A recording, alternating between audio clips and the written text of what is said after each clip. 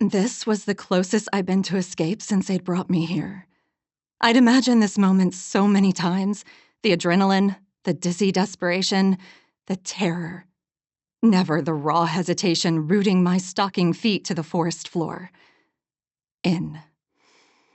2, 3, 4. I tucked my face into the neck of my dress to hide the warm exhale. A white cloud that might easily announce my location to scanning eyes. Out.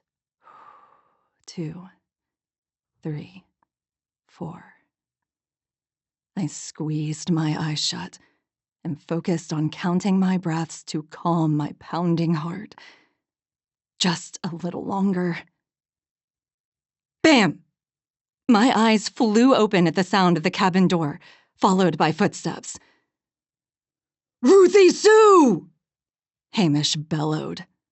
His angry voice was distant, and I imagined him standing on the front porch.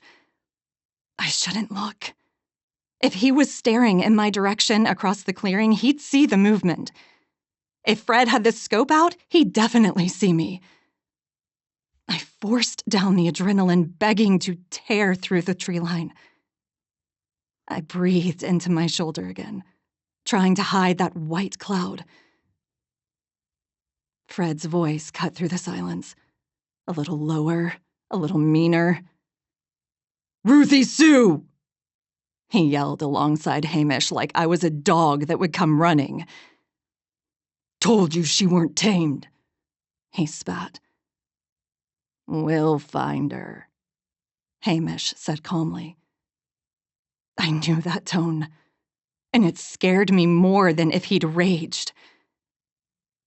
"Ruthie Sue," Fred crooned, switching tactics. "You'll die out here if you run," he added, just as sweetly. I gritted my teeth. I'd been their pet for months, but they didn't know a thing about me. I carefully leaned forward a few inches so I could get eyes on them. I had to know exactly where they were. The quick glance showed familiar, unkempt beards, heavy coats, thick boots, shotguns at their sides. They were maybe 50 yards away, moving fast in my direction. The thinner shadow, Hamish, stopped near the water pump and whispered something I couldn't hear. I took a step out from behind the tree. It was now or never. Great. I want you to go back to I gritted my teeth. Here's what I want you to do. I want you to remove all the drama from it. I want you to be as emotionally detached and as brilliantly calculating as James Bond while you read this.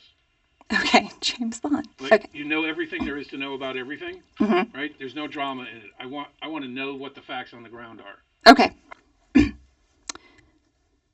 I gritted my teeth. I'd been their pet for months, but they didn't know a thing about me.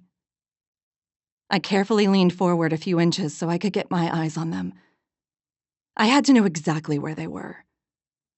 The quick glance showed familiar, unkempt beards, heavy coats, thick boots, shotguns at their sides.